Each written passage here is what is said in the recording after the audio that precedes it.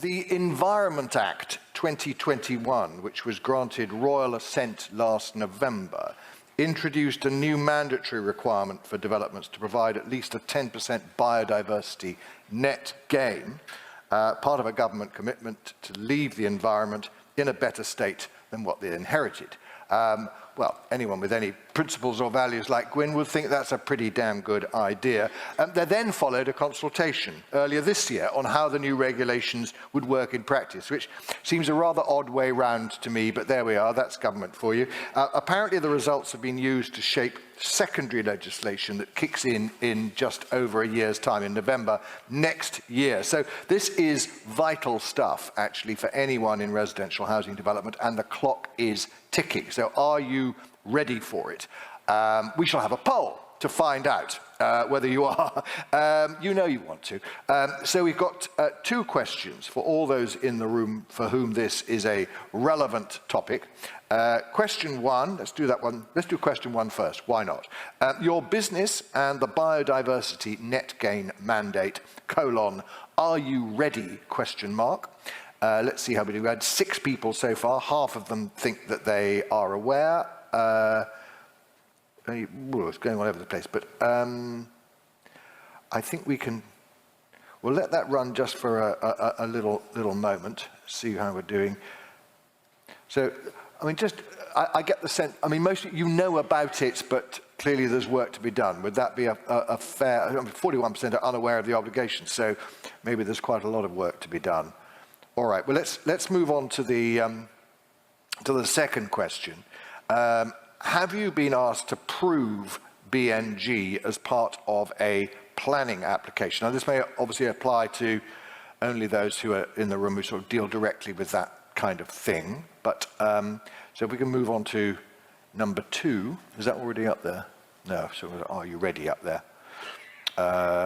Can we change on to the other poll? Is that possible? So the second polling question, which is, have you been asked to prove BNG as part of a planning application? Is it up there? Can you see it on the app?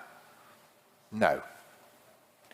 Okay, we'll come back to that. We'll come back to that. BNG, immediately to me, all I can think of is BFG. That's the the big friendly giant in Roald Dahl, which is actually a rather different thing. And while you navigate through, hopefully that question. There we go. We've got 65 on there now, and the other one, if we ever get there. I think we will introduce a brilliant panel for our discussion on BNG. So, those who are on the panel, that's Alexis, James, Nina, and Rebecca. Could you all come up and take a chair? That would be grand. Any more news on the question?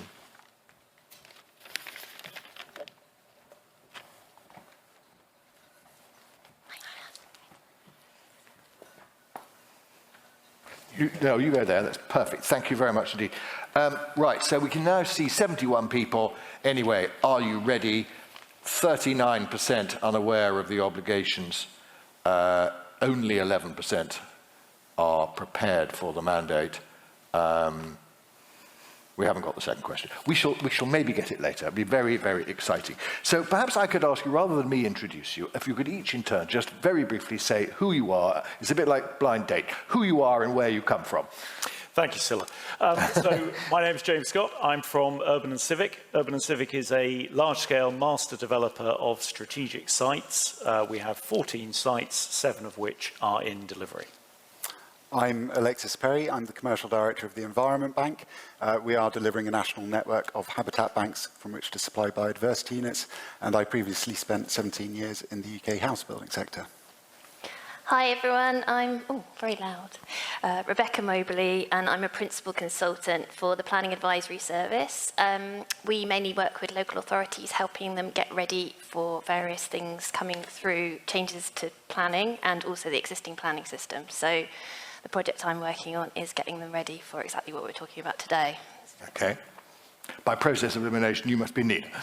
That's right. I'm Nina, least interesting member of the panel, just a barrister at number 5 Chambers. Not just a barrister. You're going to have the first question, actually, because I think before we go any further, let's just set out what the law. Well, we've got the law. we've had the consultation. Presumably there'll be secondary legislation which will clarify some of this to come, or have we got that already as well? We haven't, no. And you're So absolutely right. what do people in this room need to know legally about BNG? Yeah, the 41% unaware slightly concerns me because we are looking at a trajectory of this coming into force November 23rd, 2023, although there's some gossip. I hear it might be delayed, so who knows? The planet can't wait there, but anyway, carry on. Yeah. Well, this is it. We'll see. But plan for November 2023, please, all of you, and you should be aware of it. So what will happen is, unfortunately, the detail is still to be worked out in the secondary legislation. We don't have that yet, so I can give broad strokes for you. There will be an automatic pre-commencement condition imposed on every single planning permission, and this is including units of just one dwelling, Section 73 applications, Section 73A retrospective applications to vary conditions attached to a planning permission. All of those are now scoped within the regime. So if you think you might not be affected, I'm afraid that's probably wrong. You will be as a developer. And there will be a pre-commencement condition that requires the submission and approval of what's known as a biodiversity gain plan. Before you can put a digger into the ground, you'll have to have this approved by the local planning authority. We'll get into that will kick in November next year. That's what we're saying. So any planning application for any residential development, one property or 500, is going to need to do. And when we're talking about biodiversity net gain, just to be clear what that term actually means, because inevitably, you put a digger in the ground, you are going to some extent reduce the biodiversity of that habitat. Yeah, and we were discussing earlier in the roundtable session, what's developing across the country is a patchwork, but the idea of net gain is a 10%. That's the statutory minimum. But there are already LPAs looking for 20%, so good luck trying to find a comprehensive and consistent approach there. But 10% is in the statute. Right, and you can do this with offset, can you? Or what does offset look? I'm sorry, we'll come to you in a second. We'll just get the basics right, and then we can move on. So the offset, does that have to be nearby, or can you do it in Peru? You can. There are different incentives. So the primary incentive is on-site delivery, and we'll get into talking about the metric, and this is how there's an objective measurement of biodiversity pre-development and post-development. The metric incentivizes on-site delivery, but then if you can't provide it all on-site, then you can purchase biodiversity units from off-site providers such as the Environment Bank. And then if that doesn't work, then the seller of last resort is the Secretary of State, the government. They will have a statutory credit scheme, but those are going to be designed to be prohibitively expensive. So on-site first, then off-site, then statutory credit. Okay, and Alexis, this is really where you come in, because what the Environment Bank has done, you have a sort of form of BNG units which you can help people with. So how would you help a developer who's got putting up, let's say, 100 homes? It's going to be quite a lot of habitat disruption. What happens as far as you're concerned? So a developer will contact us when they've completed, hopefully, an initial master planning exercise. Early engagement on this is better for everybody. And they will let us know whether they have a residual loss of biodiversity units. Who does the measurement of that, incidentally? So that'll be usually done by the developer's ecologist team. They're ecological consultants. Right. And they'll use the metric to assess the loss of different habitat types, grasslands, woodlands, whatever it may be. They're incentivized through the mitigation hierarchy to avoid unnecessary habitat loss, but where they have a residual need to deliver biodiversity units to meet the net gain requirements, we create habitat banks in every local authority. That is a fully funded for 30-year project at landscape scale that creates a mosaic of different habitat types so that we can provide the developers units as they need them to meet those requirements. But what would a habitat unit look like to me walking by one? So the way the metric works is you have to assess the baseline score of a site. So various condition assessments will be undertaken by the ecologist to understand the existing, how it scores through the metric. And then based on a management plan for 30 years, you can assess what the score will be at the end of 30 years. I mean, are we talking, the sort of oh, we'll just plant a few trees and a bit of grass? Or do you actually have to be thinking about having a variety of flora and fauna, maybe some crested newts? And I mean, how far do you go? You know the answer to this, do you, Rebecca? I was going to say, can I come in? Yeah. You can. So, yeah. You can. So I'll come back. Rebecca knows about newts. Let's move straight in. I know a lot about newts, but I won't get into them. So basically, when you're talking about your habitat on site, before you start any development, before you clear the site or anything, you're saying, okay, what is of value on there? And then you use this metric, which basically you will need somebody who's qualified to look at those habitats, so right. an ecologist. So it's an accredited It's basically, accredited specialist who will have trained how to use the metric, and that gives you scores, basically, right. which will give you units, and it'll tell you what your unit value is, and that will depend on the type of habitat. So certain habitats will be, of higher value because they're quite rare or because they take a long time to establish.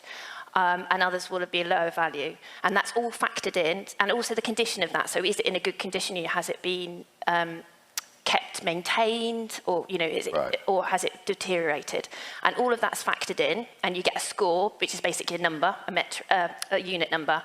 And then you will need to design your development to either factor in, as Alexis says, to basically minimise your losses, ideally, in the first place, because that makes it easier, and then to provide 10% above what you started with. So the idea behind what we would say net gain, rather than no net loss or net loss, is you get more than what you started with. So we're looking at something that's better than which I'm sure we all love. But it's sort of a practical point of view. So you've got you've got your bit of land that you've been able to somehow acquire, which is not always that straightforward. And someone comes along and says, it's actually, you've got some very rare spiders here, which you may not have known. No, you're shaking your head. I've gone down the spider line. But is that part of it? They actually look and say, do you know what? You've got some kind of ground nesting lapwing or something. Well, the interesting thing about biodiversity net gain is it's about habitats rather than species. Yeah. So we have protected species in this country. Right. And biodiversity net gain doesn't change any of the existing protections. So there's protected sites, things like sites of special scientific interest, people may have heard of, and also protected species. And all of that remains. This is on top of that. But it's purely about habitat quality. So it's not just about, I've got an acre here and I'll get another acre there. It's got to be an equivalent acre. Yeah, and it's not always about the exact quantity. So that's the thing behind the units, is you could have something fairly low, a large area of fairly low quality habitat, and you could perhaps create a much smaller area of very high quality habitat, which would... Right. And again, Alexis, presumably that's where you can advise on that kind of thing. Absolutely, and where that habitat is located is vital, so that it's in the right strategic location. So we have the local nature recovery strategies being prepared, biodiversity action plans. So what we're trying to do is put nature where nature wants to be, in existing wildlife corridors and so on. So that strategic location of where the habitat's placed is key. Now, James, I mean, you're obviously thinking, you're in garden villages and stuff, is that right? So that's a simple way of putting it. Yeah, yes. And that phrase, makes us think that you probably care about the green stuff, habitats and things. So in thinking about how we're going to develop those kind of projects, presumably you're going through all these stages already and thinking about it. Yeah, I mean, I slightly railed about garden villages because it's sort of garden insert scale of settlement here. Yes. People feel nice and happy that what you're bringing forward is going to be better for the planet. Actually, what we've been doing over the last 10 years is trying to bring forward large-scale strategic communities by doing things right. In fact, what Gwyn was referring to earlier resonated an awful lot with the mantra and approach that we've adopted. And we've been measuring our biodiversity net gain for the last three and a half years, and on planning consents that we have no obligation to measure our biodiversity net gain. And the reason we've been doing that, and you've picked up a bit of it in the conversation today, that the patchwork quilt of environmental, ecological, natural habitat regimes that are out there at the moment are really quite diverse. So biodiversity net gain does not in any way undermine the habitats regulations. It doesn't in any way change anything that we're aiming for with regard to carbon sequestration and so on and so forth. All that's on top, yeah. All that's on top. And the reason that we focused on environment and ecology and green spaces is because actually it's part of large-scale strategic communities. The green infrastructure in all of its forms is incredibly important. It's important from ecology, but also health and well-being. It's important from amenity. It's actually a massive value add. So I'm pushing quite heavily, particularly from the perspective of large-scale strategic sites, for, I'm afraid, this to be very much the last or second resort. Right. Don't go off and find the credits. You work really very hard to deliver the biodiversity net gain on site. Okay, right, so what will the law say, Nina, on that? That is a sort of, we don't know all the detail, but a legitimate thing would be to look for, will it actually encourage people to do it in that order? The metric does that, so it has a multiplier that disincentivizes, it's distance-based, so if you're providing your net gain off-site some distance away from the actual site of the loss, then that's taken account of in the metric. But there's a broader point, which I completely accept that people really value biodiversity. 60% biodiversity losses, the stat Alexis mentioned earlier, in the last 50 years in the UK. The UK is one of the most nature-depleted countries in the world. Really? Yes. Oh, that's bad. Environmental Audit Committee, 2021. And we are and the public cares a lot about this. So the number one complaint to the Office for Environmental Protection is not pollution, it's nature conservation. They're slightly close, but right. Nature conservation is number one. The public cares. And we're looking at developing sites that are acknowledged to be sustainable and providing biodiversity net gain on site. That is the government's policy right now. Right. But these are sites which we know are sustainable for residential development. And if you look broader, there are sites that are more sustainable for ecological development.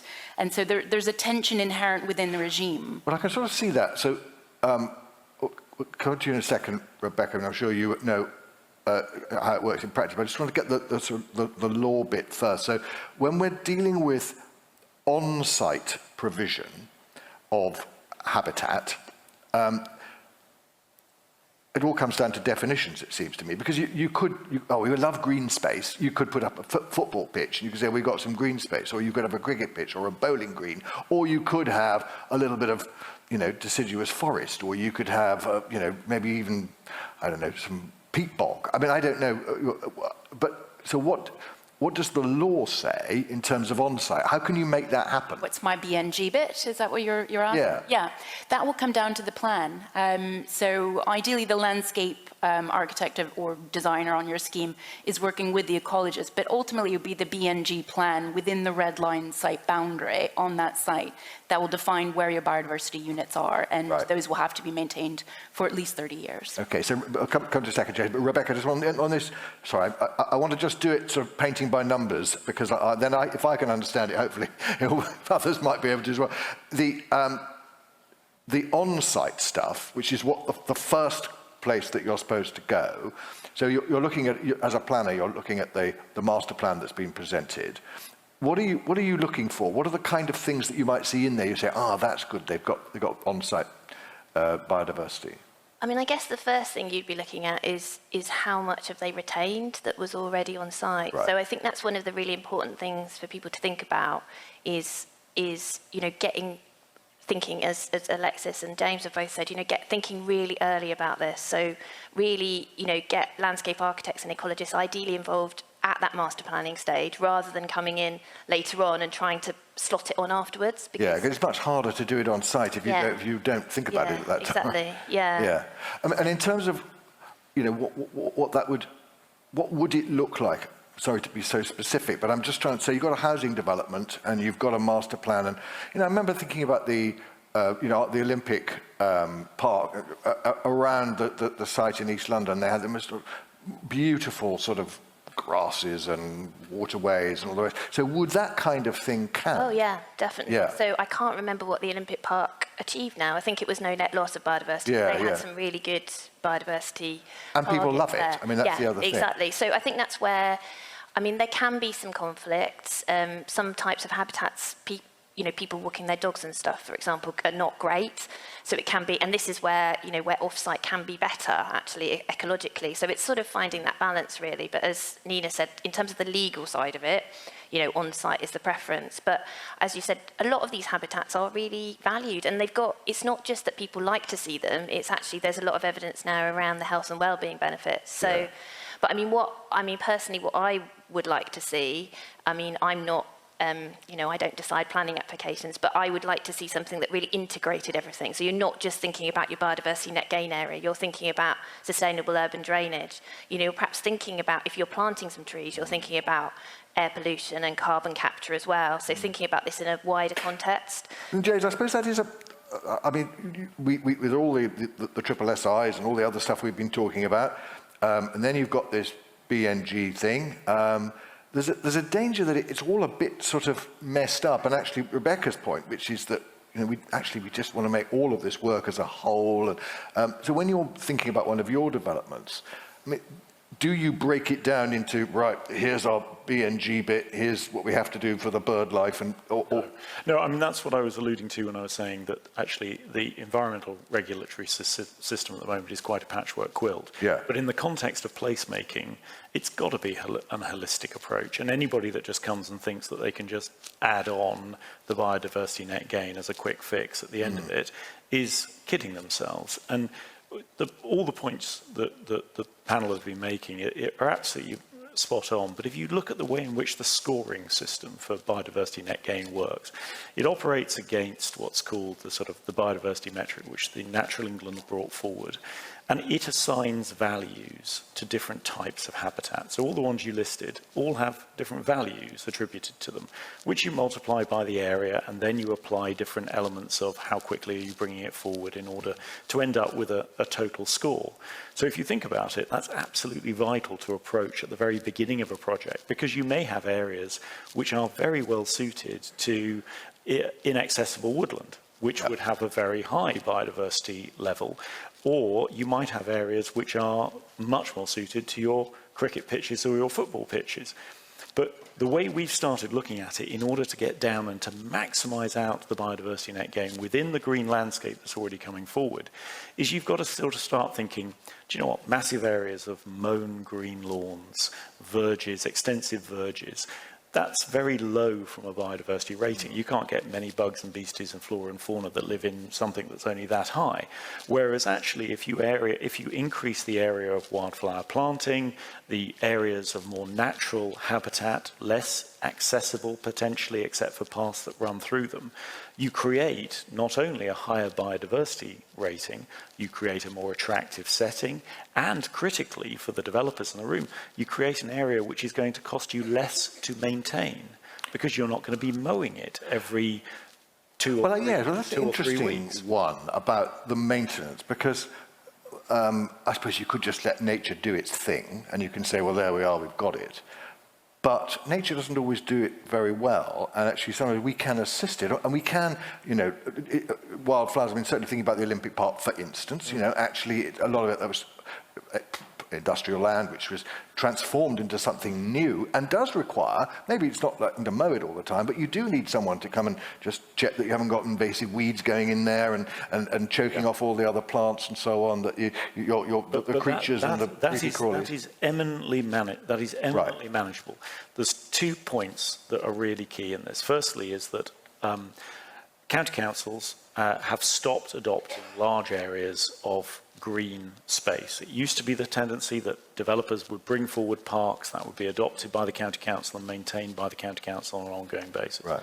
That is not happening. So therefore, developers of large-scale sites have to look at the long-term management of those green spaces as part of the ongoing management company arrangements with the individual households that live on there, because you're quite right, somebody has to come round and maintain to the extent required for those green spaces, especially in the world where, and the point we haven't perhaps pulled out, is the ongoing management and maintenance of areas that are categorised as biodiversity net gain.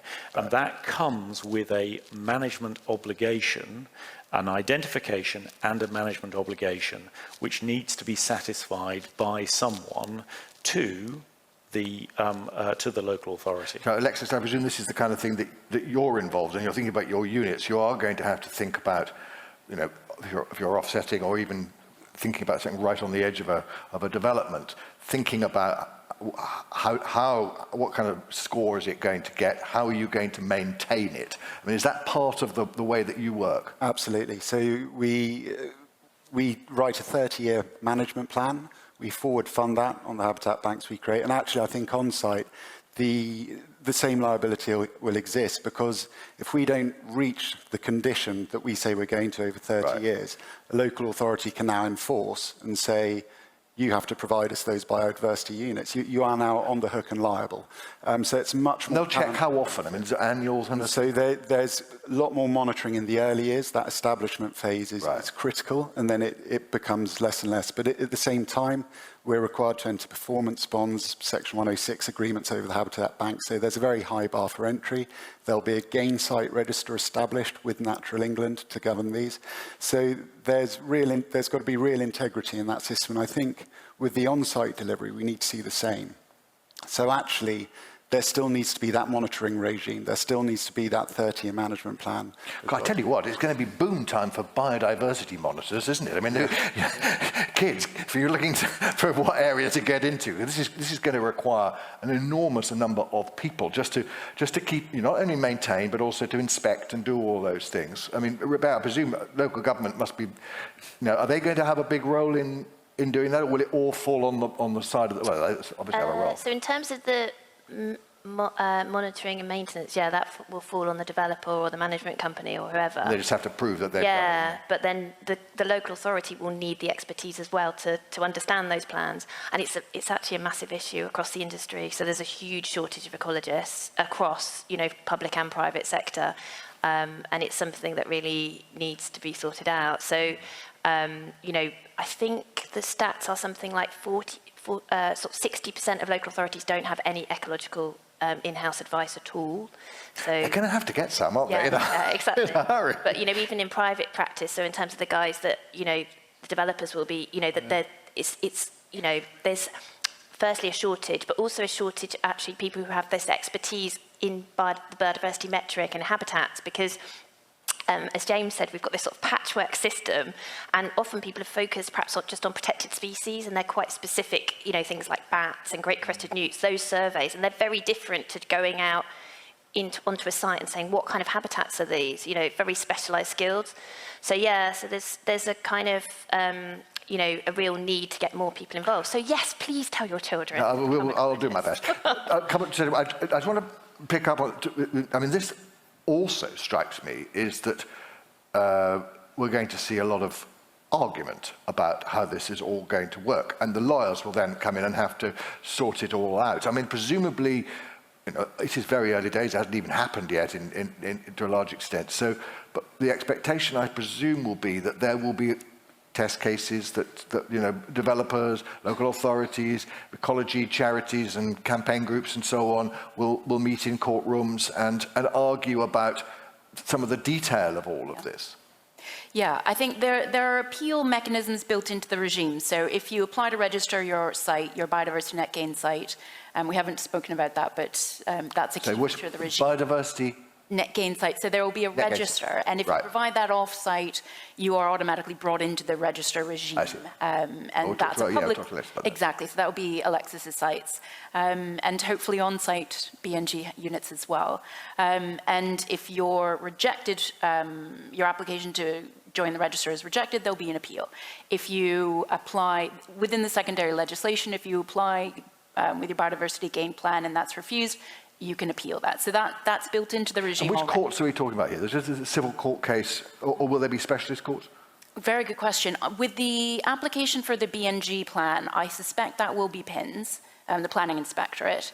With the registry, I suspect that would also be the planning inspectorate with a specialised inspector, right. Because it would be something within the plan that doesn't work, and I'm assuming Natural England will be the register operator. So it'll be, somebody will need technical experience and understanding to be able to adjudicate And just that. thinking about, we've been discussing what the terms actually mean. I'm just wondering going forward, are we going to see disputes about, actually, I don't agree with this report. I think it's more biodiverse than they say. Actually, you've got actually this particular bit of land is much more valuable than you say it is. You've absolutely, and this is one of my key concerns, is the amount of judgment that's inherent in this regime. Yeah. It is as objective as possible. I don't want to blame Natural England for devising a metric that's subjective. They're trying their best to make it objective, but it requires subjective input. And one of the leading academics on this, Sophus Zoom Ermgensen, and I'm probably butchering his name,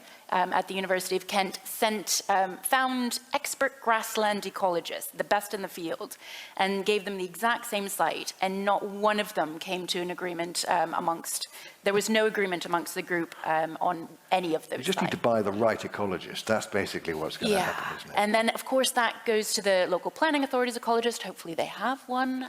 My understanding is that the government is committed to funding county-level ecologists, but there's only 152 higher-tier authorities. Local planning authorities, there's 352. Where are they getting the ecological expertise? So there's going to be a backlog. And so, Alexis, we'll talk about the units in a moment, but first, just on this point, I'm just thinking that, for those people who really care about this stuff, and clearly the Environment Bank was established, because it believes this is really, really important, are there going to be organisations, perhaps campaign groups, who will be kind of operating as sort of policing this whole thing, making sure that it's working properly and people aren't getting away with stuff? At the moment, it's a relationship between us and the local authority in terms of getting this signed off. They may bring in other stakeholders to review their information where they don't have in-house resource. There are responsible bodies being established as well. So one of the ways you can secure a habitat bank is through a conservation covenant to ensure conservation-related goals are met on the land. The powers that those responsible bodies will have, and the organisations, we wait to see who they'll be, but may include people like Natural England, maybe National Trust and others. So there will be other bodies involved, but actually the idea of the metric is that it can be operated with integrity. There's a consultation going on with that at the moment to simplify and remove some of those subjectivities of it. Another consultation. Absolutely. I think we're going to be moving to DEFRA 4 now. So yeah, the idea is though that we absolutely want a place where this doesn't become something where too many stakeholders can, stop. We want to try and get rid of the argument now, if we can, get all in agreement. It also have high So on the point that I think, Nina, you raised about that this may all be delayed, was it you who said that? I mean, is that something you've heard, and is that a worry? It was a rumour I heard in the room today. I don't know if you know more, Rebecca. I haven't heard, but I mean, from a personal point of view, it wouldn't surprise me because with all the political shenanigans and and just because we're so close and we don't, so the consultation came out earlier on this April, year. wasn't it? Yeah, and we're still waiting for the response and the regulations, and we're only, we're just under, I mean, we were talking just this over a morning year away. So in our discussion this morning about or the nutrient stuff, and that maybe some of these things will not fit with a pro-growth government, want things to happen, don't want these kind of issues to get in the way. So maybe it won't fit with the politics. I think that's it. We're just sort of waiting. But I mean, I think it's I've worked in BNG for a while, and just everything always seems to be delayed. So, Alexis, just on that point, have you been hearing about any possible delays, or? I haven't heard of it. You haven't. Okay, but let's talk about units then. So we sort of touched on it right at the beginning, but let's now dive deeper into what you have your own BNG units, and so as I now understand, you can have on-site, you can have sort of stuff that's close, and it becomes less powerful the further away you go. So how do your units work then? I mean, I mean, I was joking about, doing something in Peru, but presumably, for the most part, it's going to be in the UK, probably in England, and presumably, you'd want to encourage people to go as close to the development site as possible. Absolutely. So we're trying to create a habitat bank in every national character area at the beginning, eventually one in every local authority.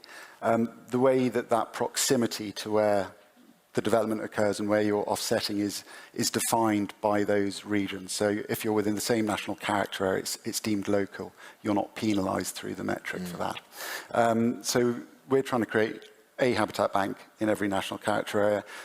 What would happen is we will forward fund 30 years of habitat creation, write a management plan, we'll agree a lease with a landowner and grant them the management back of that habitat, and we'll take all the liability for if that habitat fails.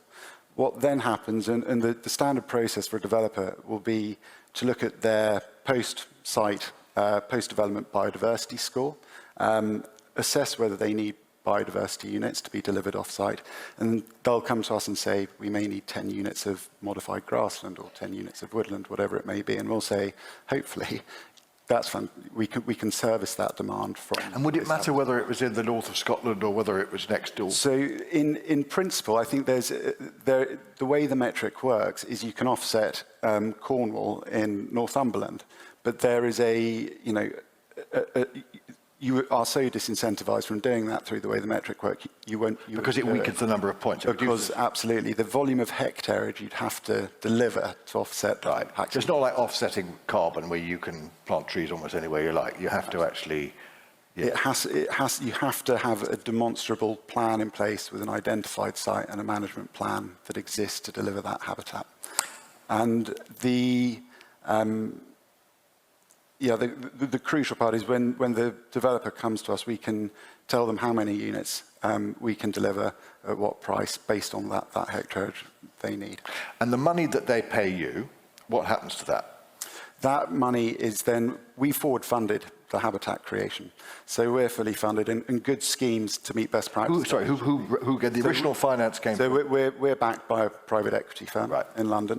And we are effectively, what we've done in each local authority is look at the local plan, the projected development needs, and made an assessment of how much habitat needs to be created to offset development impacts. And what we are taking the chance on is that we will then sell the units to recover the fact that we've forward funded that habitat creation, because the cost of rent, management, habitat creation, contingency, monitoring allowances, it's a very high bar to entry, has gone into a forward funded account up front, and then we'll recover that investment from the sale of units. Some developers are going to be tearing their hair out at this stuff, aren't they? I mean, it's going to be just another thing, trying to make projects viable. You've got all these bits of legislation, and then someone says, oh no, you have to go and buy some, was it temperate grassland or something in Northumberland? I mean, what can be done to make sure that what we don't actually do is prevent the building of homes which we desperately need? So the system is quite pragmatic. I mean, it's saying, right, firstly, do what you should be doing if you can do it on site and create a great environment that is a rich habitat, a great amenity value. Gwyn was talking about his social media profile a moment ago. Actually, if you follow the residents on developments with good green infrastructure, what do they most post about? The fact that they live in good green places. So, that is the priority. Get it done on site if you can, because you actually increase the amenity and value of the area. There are developers that are obviously dealing with much more tightly constrained urban sites.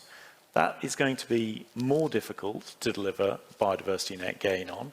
But just going back on that, because I was thinking about one of the implications of this is actually it will encourage more brownfield development, because actually there isn't a lot of habitat on a brown, you're not, pulling down, the soil's all toxic. It will actually encourage people to be more imaginative around brownfield. This is the slightly nuanced point. Actually, you'd be amazed, even on heavily farmed land, because that has very undiverse. Yes, monoculture farming, absolutely. So actually, it really depends. If you want to go and build a development on a wildflower meadow that has been a wildflower meadow for 30 years, then you're really going to have to work to get your 10% biodiversity net gain, because you've got to deliver what's there at the moment and 10% more.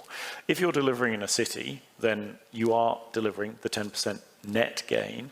That might still be challenging because you've then got to look at green roofs, greening around the building. So you could do it that way, could you? You can. And tree planting, the biodiversity metric 3 adds much greater value to urban tree planting than historic metrics such as the Coventry and Warwickshire metric. So the old Coventry and Warwick. Yeah, absolutely. Yeah. You know that one. But it's, and just by an aside, our scores, we were doing it for the last 3 years on that Coventry and Warwickshire metric. We've now done them on the biodiversity metric 3. They are higher in the biodiversity metric 3 because greater allowance and points are being attributed to particularly urban green infrastructure, tree canopies and the like. But just going to your question, should the developers be tearing their hair out? If they can't deliver it on site and create it as part of a value generative piece, then they go and see Alexis. There's an additional cost. Yeah. Exactly. And then it goes into a viability review. Right. And as part of the viability review, generally, if it's residential development at the moment, affordable housing is the swing factor. And so you might therefore see less affordable housing, because this is ultimately a inputs-outputs model. If a development is unviable, it doesn't get built. So therefore, you have to find a viable approach in order to bring it forward. That's why it'll be fascinating to see what Alexis and others price their units at in due course. And the more units that are available, sorry, I'm quoting you regularly, but your supply and demand point, that there will be, if there's an oversupply of units, the price will come down. If there's an undersupply of units, the price will go up. And the government's metrics units are there as a bank of last resort and will be punitively expensive. Yeah. So it's a quite pragmatic system. It's not an impossible one to manage. And as an industry, it would be good to embrace the approach, because ultimately you're not just delivering homes for people or places for people to work, but you're delivering ponds for newts, you're delivering flower beds for flora and fauna. Overall, if we are to get beyond our broader image of rapacious developers, this is a very strong way of putting that marker down. Yeah. On the viability bit, you could argue if you were really sort of determined that we were going to improve the habitat of this country, leave it better than we found it, blah blah blah.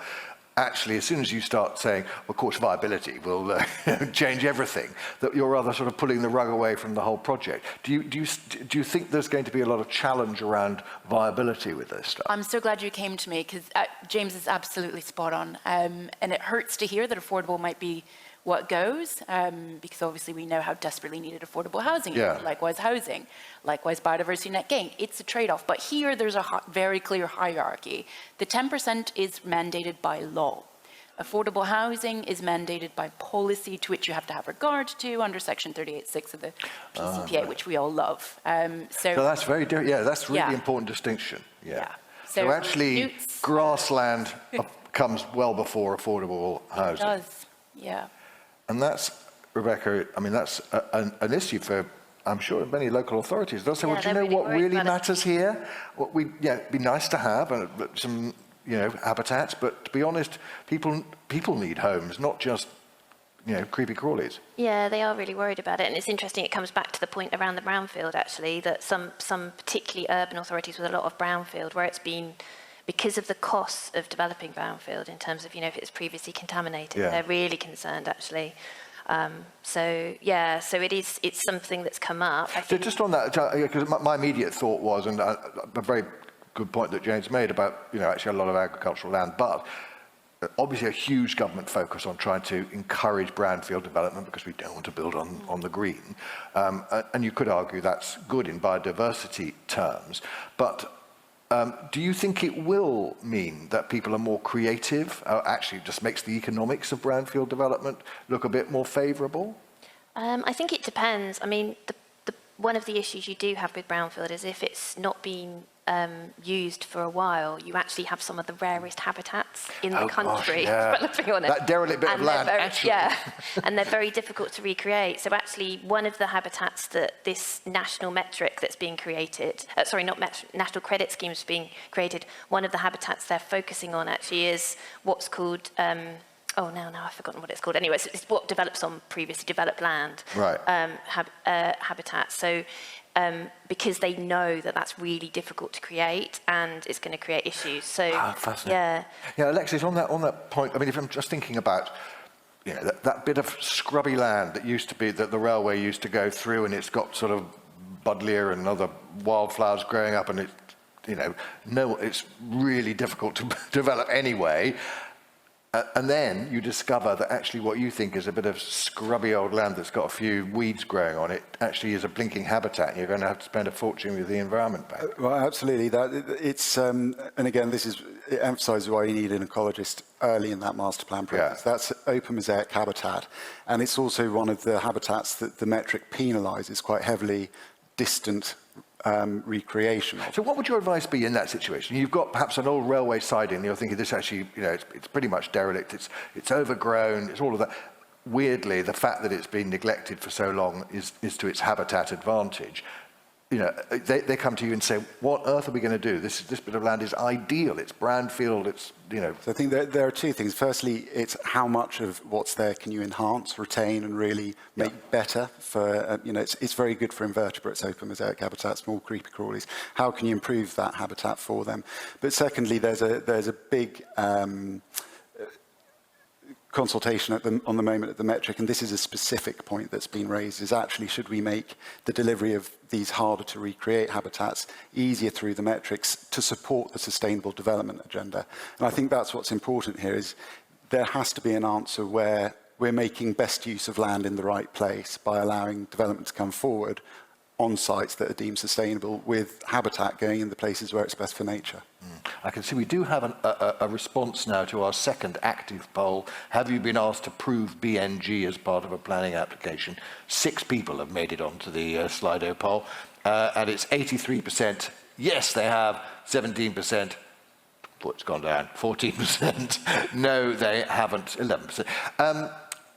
How big a deal is this going to be, James, for residential property sector? I mean, I think it's a really important point, and the fact that we're discussing it today and making sure that it's in everybody's heads is exceptionally vital that we get prepared for it. I am more worried not actually about the developments sector's preparedness to this, to buy the consultancy advice in early, as you've heard the advice. My bigger concern is about the local authority preparedness and the skills base. It does sound like there's a shortage of good people within local authorities, because the planning system is exactly that. It is a system, and it will hit bottlenecks, and this has the potential to be a bottleneck within the local authority sector in particular, not because people are being suspicious, not because they're being difficult, but just simply because of the volume of technical information that is hitting them in order to be able to make a decision on one way or t'other.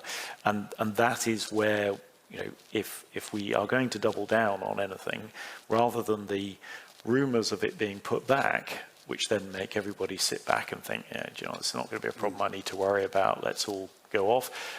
It's why we're not all driving around in electric cars, because the fuel accelerator was taken off, you know, many years ago. We actually have to get ready for this, prepare for it, and make sure that local authorities, from a government perspective, we lobby hard that are properly funded. And then we can deliver on the ambition. Okay, I can see we've got 20 seconds, 19 seconds. Just time for me to ask one question to each of you for a very, very short answer. When we meet again in 20 years' time and look back at the history of the BNG, what will we say about its impact on our country in terms of, you know, positive or negative? Are we going to say, what a marvellous thing, it helped us protect and enhance the green world around us, or you're going to say, another blinking reason why we have got even fewer houses than we actually need, or maybe something else? Nina first. I think in 20 years, being an optimist, it will demonstrate that the point made that governance getting that right is more important than even the policy parameters, and we've gotten it right, the regime has been a success, but it comes down to governance. That's absolutely key. Okay, Rebecca. Yeah, I feel if you did 5 years' time, I might be a bit more nervous, but 20 years' time, I think, yeah, definitely I'm an optimist too. I think it will have been really positive, and I think we'll look back and think, we're so glad we did that, given where we are. Nina was saying we're one of the least, what was the phrase, least nature One of the most nature-depleted countries in the world. Yeah. Will we be less nature depleted, Alexis? I hope so. That's the So do I, but what do you think? I think in 20 years, we've got a few humps to go over in the first few years, but actually I think what this is about is a journey to valuing natural capital in the right way. And I think in 20 years' time we'll have halted the decline, and things will hopefully be looking better for nature and the environment. Will it change us, James? Do you think it'll change the way we think about what we're building and what we're doing to our planet? I think if we are imposed with a consistent regime which is enforced fairly and appropriately, then it will bring in private capital, we'll deal with the legal arguments, we'll build up the expertise, and we will have a better overall development platform going forward. So yes, for optimists. That's grand. I like optimism, especially at the moment. The world is watching. And absolutely. Nina, Rebecca, Alexis and James, thank you all very much indeed. Great session. Thank you.